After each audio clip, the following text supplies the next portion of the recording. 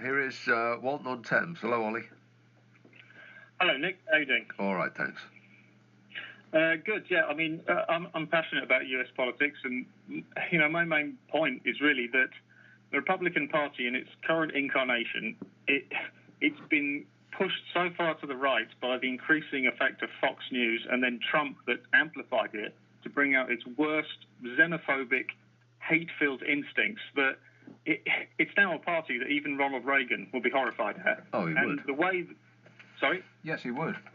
Yes, yeah, and the way that this Kavanaugh, debacle has unfolded has just exposed how they are so partisan and so determined to have this final kind of kick for the Liberals to get this clearly partisan judge who's meant to sit and judge things impartially, who is nakedly against the Democrats and feels he's victimized, clearly on the right.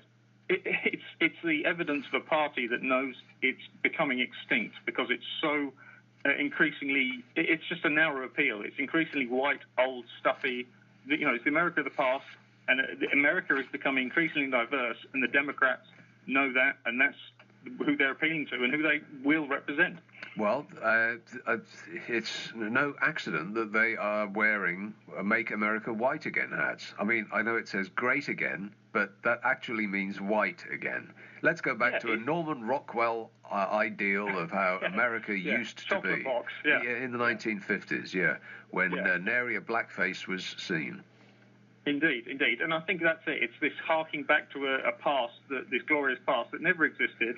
It's just, progressive policies. America is a country with so much potential, but it has so many problems. I mean, racially, I know we've never had an ethnically minority prime minister, but it could happen, whereas America has had, obviously, Barack Obama, but that doesn't mean it doesn't suffer incredible racial boundaries. And I do think there are just millions, sadly, and I say this with American family, there are millions of racist Americans, bona fide racists. Well, there are millions of racist Britons. I mean, let's not kid ourselves. Well, there's racists in every country on the face of the earth. There always has been, there always will be. America.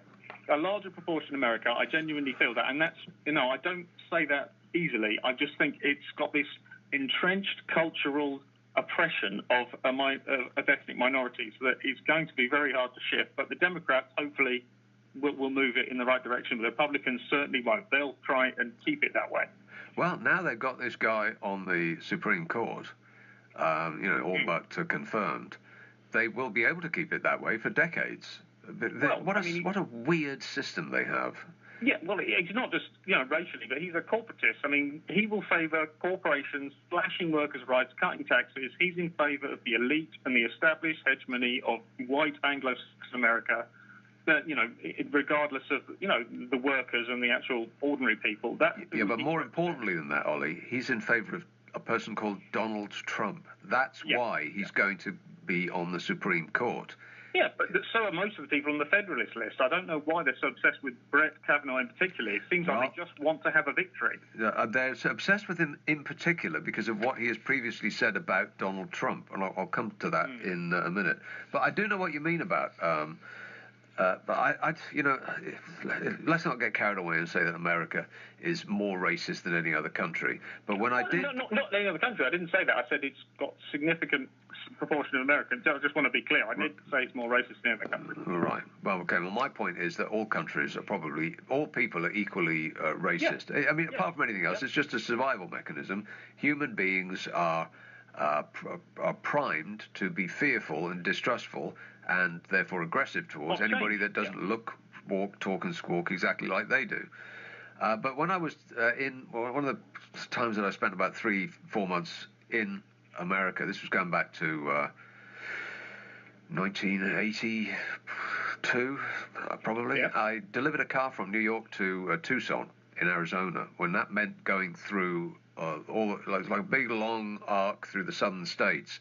And I do recall really vividly thinking, I'm loving this. And at that time, a British accent was quite a novelty, and so I was treated, very, very well. And they were always, keen to the accommodating, and they were always very generous and much more open and friendly than we would be in this country to a stranger. But I did think, gosh, you know what? I'm glad I'm not black here, because that would have been a different situation entirely.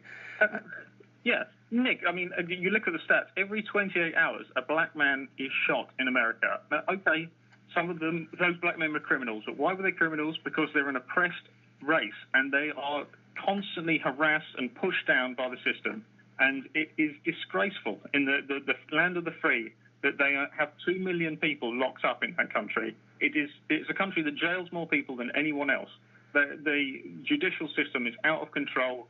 You know, there's so many problems in America. As I say, I have American relatives, direct family, and I love it. Been there several times.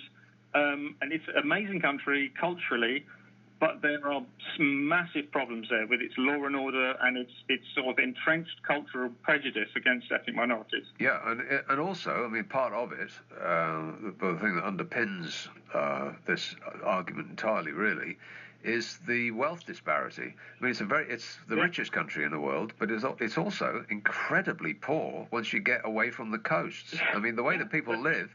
I spent a month living in Oregon with a family that lived in basically a lean-to hut in the middle of nowhere, with cars rusting in the yard and cockroaches living in the toaster, which was their only form of cooking food. Basically, I lived on coffee and bread for a month, and this is how they survived. Well, Donald Trump got away with millions of dollars of tax evasion. Hundreds of millions. The amount of the people. I mean, the man is the biggest fraud and criminal. That in the future, historians will wonder how this man ever was put in that position.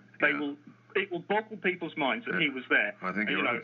Even as sensible people are boggled by it now. We will wonder why on earth this man was ever entrusted with that position, because he's a criminal, he's a fraud, he's a crook.